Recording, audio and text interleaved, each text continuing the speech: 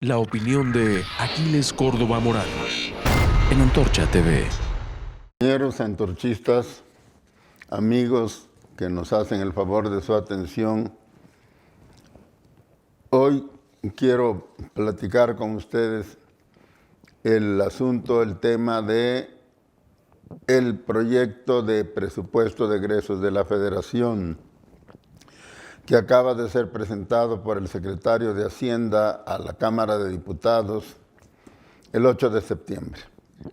Este proyecto es la cantidad de dinero que la Secretaría de Hacienda ha calculado que puede recaudar para el año 2021 y que por lo tanto es la cantidad de dinero que el gobierno federal puede gastar en las distintas necesidades, obligaciones que como gobierno tiene el presidente de la República, el Poder Ejecutivo y también desde luego los poderes de los estados.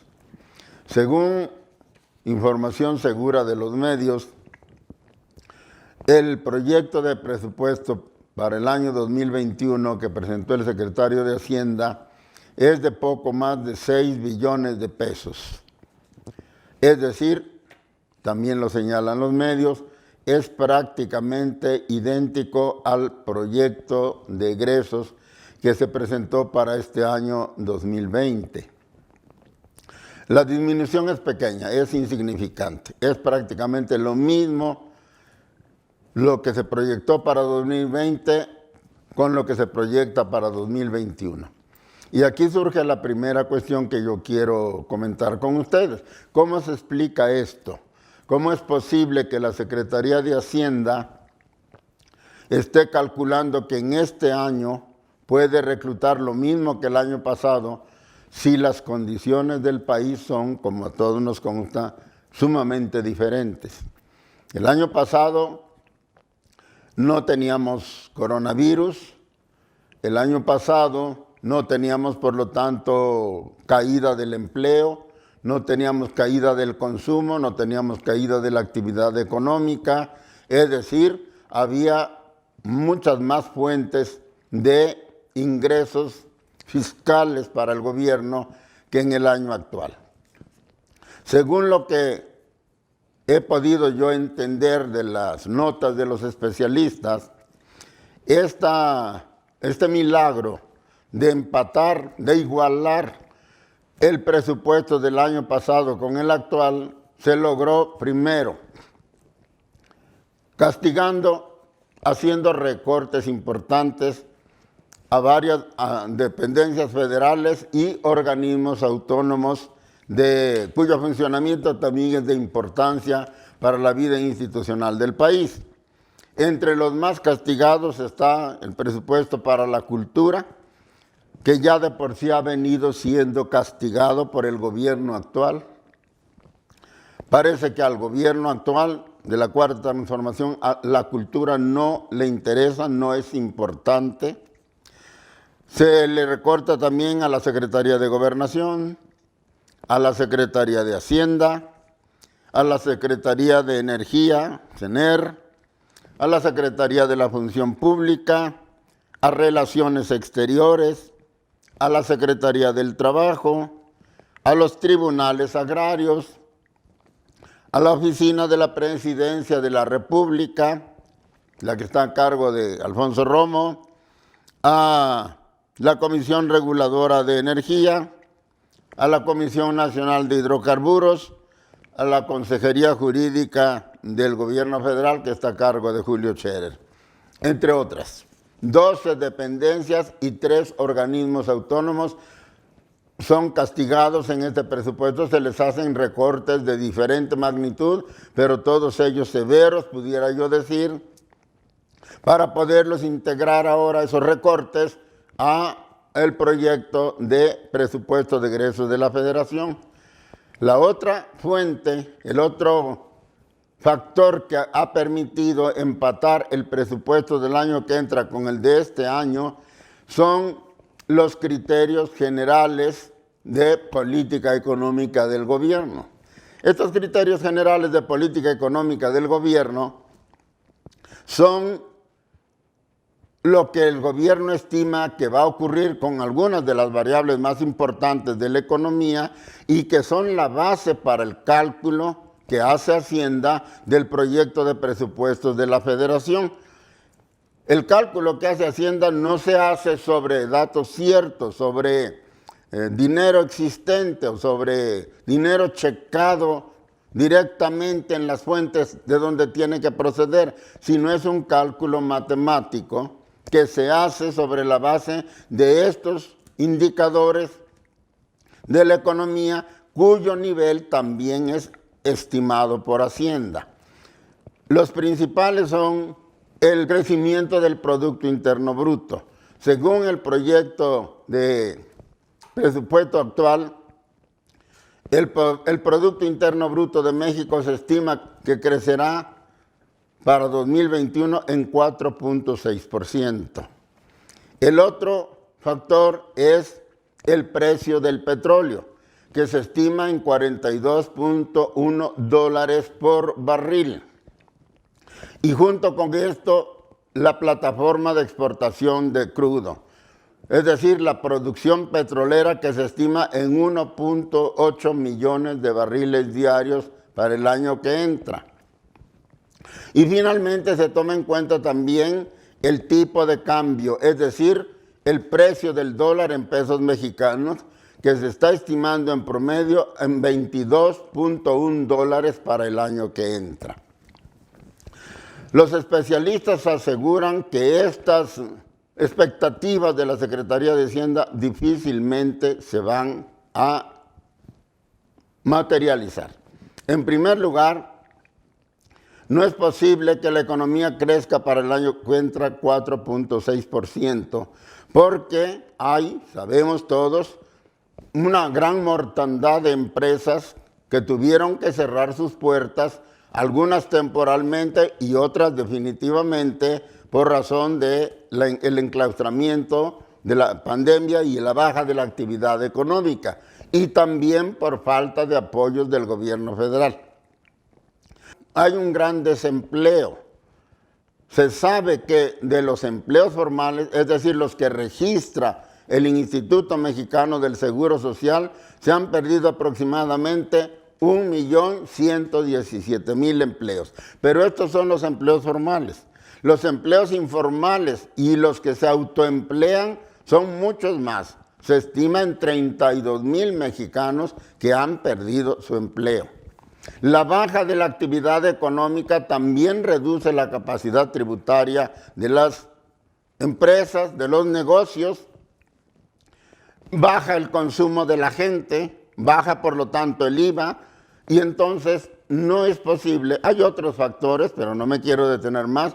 No se ve factible, no se ve realista que la economía pueda crecer en los términos que se dicen.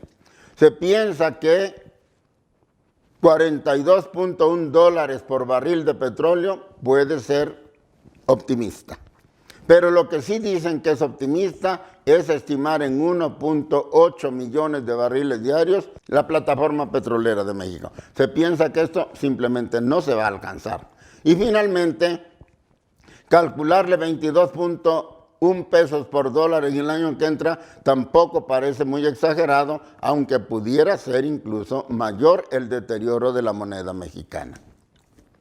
Por lo tanto, pues, el presupuesto ha sido calculado primero sobre un severo recorte para el funcionamiento de todo el aparato gubernamental y de algunos organismos autónomos de importancia básica para la vida del país, que no sabemos qué vaya a pasar con estos recortes en las distintas dependencias, y haciendo supuestos optimistas por parte de la Secretaría de Hacienda que muy probablemente no se cumplan. Pero ¿por qué era necesario hacer esto? ¿Qué necesidad había de, por una parte, hacer más recortes? Porque no son los primeros recortes que se hacen, como seguramente muchos de ustedes recordarán. Y de exagerar o de hacer cálculos optimistas de los indicadores del comportamiento económico del país.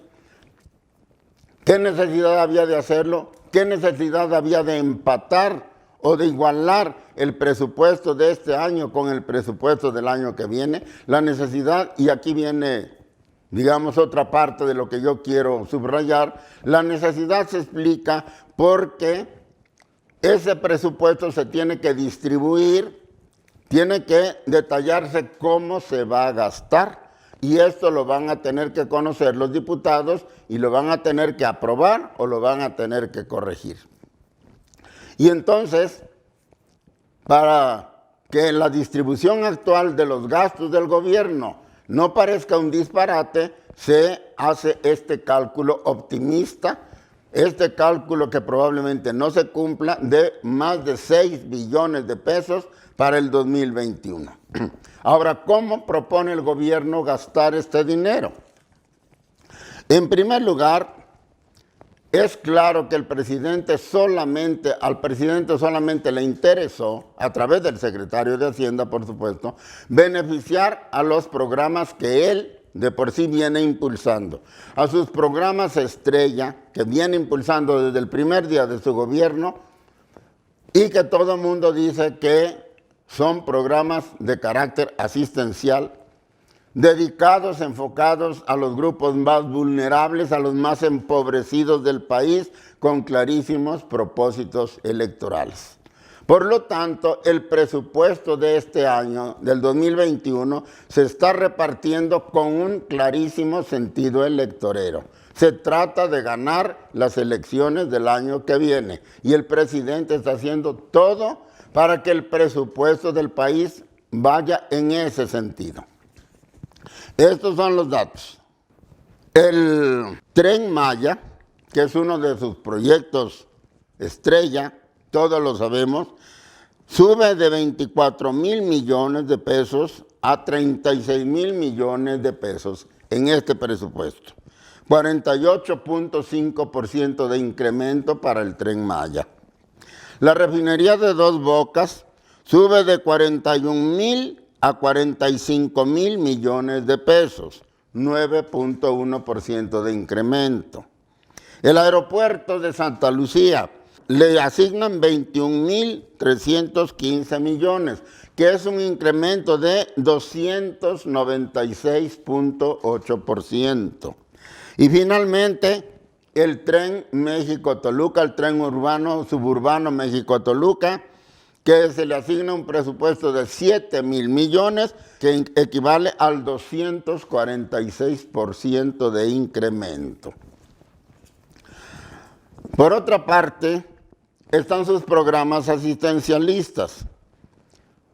A las personas con discapacidad permanente, de 12,000 millones de pesos a 15,500 millones de pesos, 30.2% de incremento a las personas con discapacidad permanente. A las becas para jóvenes estudiantes, desde el ciclo básico al ciclo medio superior, se les incrementa de 8,600 millones a 10,200 millones de pesos, un 17% de incremento. Al programa Sembrando Vida pasa de 25,100 millones a 29,000 millones de pesos, un 15.2% de incremento. La pensión para adultos mayores sube de 126,000 a 135,000 millones de pesos, 6.8% de incremento. Y finalmente, el único programa estrella que sufre un recorte, un segundo recorte, es Jóvenes Construyendo el Futuro, que baja de 25,000 millones a 20,600 millones de pesos. Aclaro que algunas de estas cifras están redondeadas, pero no se alejan sustancialmente de lo que se está publicando en los medios y que yo revisé con mucho cuidado. Vemos aquí entonces cómo se tenía que elevar el monto total del PEF, del presupuesto de egresos de la Federación, aunque fuera artificialmente, para poder justificar estos incrementos a los programas estrella del presidente de la República. En contrapartida, para que se vea que no es solo un lado del problema el que yo veo, En contrapartida, se le hacen a los estados y municipios, fíjense bien, a los estados y municipios, es decir, al resto del país entero, se le hace un recorte de 108 mil billones de pesos, que en términos porcentuales no parece muy elevado, 5.49% de reducción a los municipios. Pero si nos acordamos que estados y municipios ya de por sí estaban muy castigados en el presupuesto del 2020 y desde el 2019, entonces resulta que la situación se va a poner sumamente grave. No debemos de marearnos con las cifras, compañeros y amigos del público que me ven, porque en los estados y municipios estamos nosotros. Allí es donde nosotros vivimos. Y por lo tanto nos tiene que interesar qué va a pasar en el 2021 con nuestro municipio, con nuestro estado, cómo vamos a vivir en las nuevas condiciones que se van a generar con este recorte que se hace a los municipios. Yo solo doy 2 datos para no seguir mareándolos con cifras. El recorte total que se hace a los estados es de 62.700 millones de pesos de participaciones federales, que equivalen al 6.37%. ¿En qué gastan los estados estas participaciones federales? Educación básica, salud, infraestructura y seguridad, entre otros rubros importantes.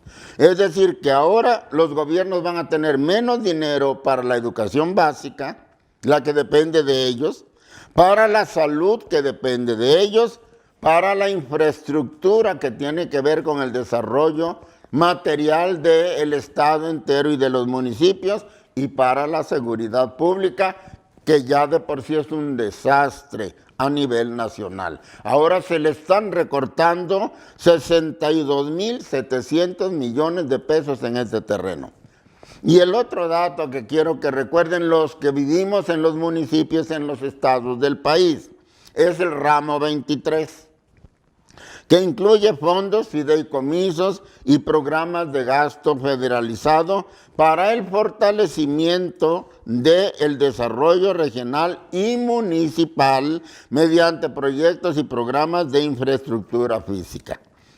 Aquí el recorte es de 6.565 millones, o sea, 41.77%, casi la mitad de lo que había, que ya era muy poco, se le retira al ramo 23. Esto quiere decir que no habrá dinero para nuevos edificios escolares, que no habrá para nuevos hospitales, que no habrá dinero para drenaje, para pavimento, para banquetas, etcétera, etcétera. Un verdadero castigo para los municipios y los estados, y desde luego un rezago social importantísimo. Esto es lo que se ve del presupuesto del presidente. ¿Qué es lo que no se ve? Y que quiero yo recalcar, que en el presupuesto del presidente no hay inversiones propiamente nuevas.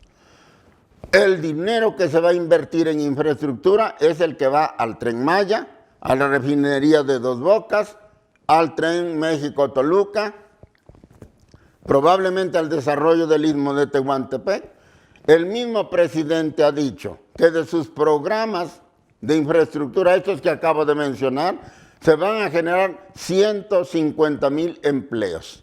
Pero repito, el Instituto Mexicano del Seguro Social dice que hasta julio de este año se habían perdido más de 1 millón de empleos formales. Con los informales y los autoempleados tenemos más de 32 millones de mexicanos sin empleo. ¿Qué significan en este contexto los empleos que vayan a generar el aeropuerto de Santa Lucía o el Tren Maya o la refinería Dos Bocas? Una gota de agua dulce en un mar de agua salada. Una gota de empleo en un mar de desempleo que hay en México. La gente tiene hambre, la gente se está muriendo por el COVID-19, la gente busca empleo y no lo encuentra, la gente necesita que se le apoye para solventar las necesidades básicas de su familia y no hay ningún apoyo. El presidente señala una y otra vez que se está apoyando a los débiles, y eso es cierto. Y además estoy de acuerdo, creo que los únicos gastos que se justifican, que yo acepto y aplaudo que se hagan porque es justo que se hagan, es lo que se les da a los discapacitados, lo que se le da a los ancianos, lo que se le da a los jóvenes estudiantes. Yo estoy de acuerdo con eso. Pero ¿y qué pasó con los dañados, con las víctimas del coronavirus? ¿Qué pasó con los 32 millones restantes?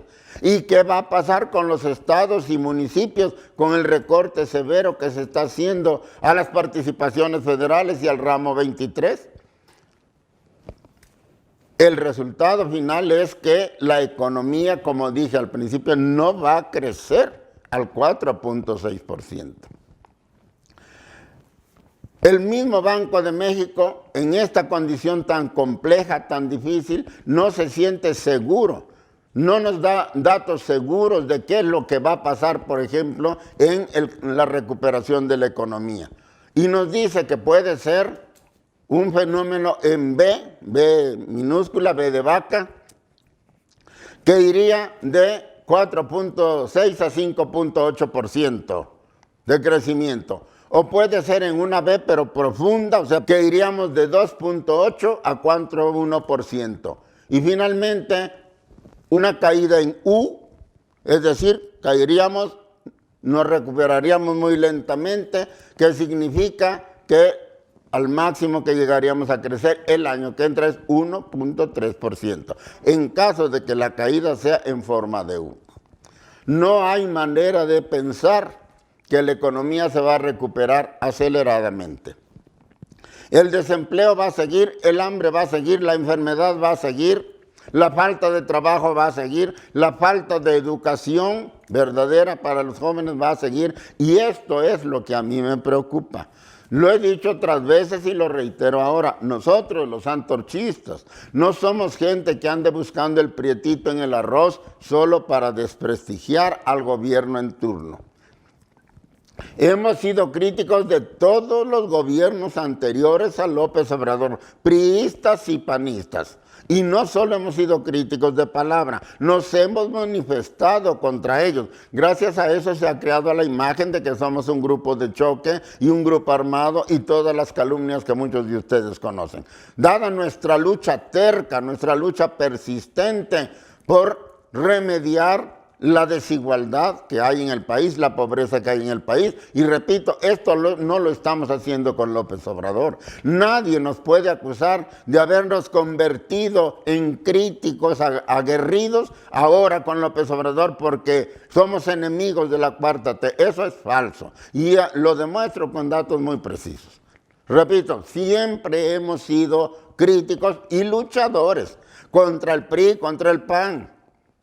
¿En favor de qué? En favor de la gente humilde. Y ahora lo que estamos haciendo es exactamente lo mismo. Yo lo único que estoy haciendo ahora es dimensionar la verdadera situación por la que está atravesando el país. Y no lo hago de mi ronco pecho, como suele decirlo. Aquí están los datos que yo extraje de publicaciones de especialistas muy conocedores del tema. No hay manera de equivocarse. Así como se va a repartir el dinero del país, estaremos en condiciones graves, económicas, de salud, de educación, de crecimiento general del país. Y decía yo en mi intervención anterior, Antorcha viene luchando porque México sea un país fuerte, rico, opulento y justo para todos sus hijos. Queremos un país donde todos los mexicanos tengan una vivienda digna, donde todos tengan un salario remunerador, como dice la Constitución, en donde sus hijos se eduquen para ser competitivos con los estudiantes del mundo, porque estamos compitiendo con ellos. Que haya salud para todos, salud buena, salud moderna para todo el pueblo de México, para que el pueblo de México se constituya, se integre por hombres y mujeres sanos, fuertes, inteligentes, cultivados, productivos, que hagan de México ese país grande, fuerte, rico, opulento y competitivo que queremos. Esa ha sido siempre la lucha de Antorcha. Si a las gentes, a los señores del gobierno, sea del partido que sea, esto no les gusta, ya con ellos se están autodefiniendo como enemigos de estas metas que yo considero inobjetables, indiscutibles. Esto es lo que el país necesita. Esto es lo que los mexicanos necesitamos. Y no solo lo necesitamos, aseguro que lo podemos hacer. Somos 128 millones de mexicanos que tenemos 2 manos y una cabeza para trabajar, para pensar, para hacer de México el país fuerte que todos queremos, rico y equitativo. El problema del mundo entero es la inmensa desigualdad que se empezó a generar en el mundo entero a partir de la caída del bloque socialista, lo dije en mi comentario anterior.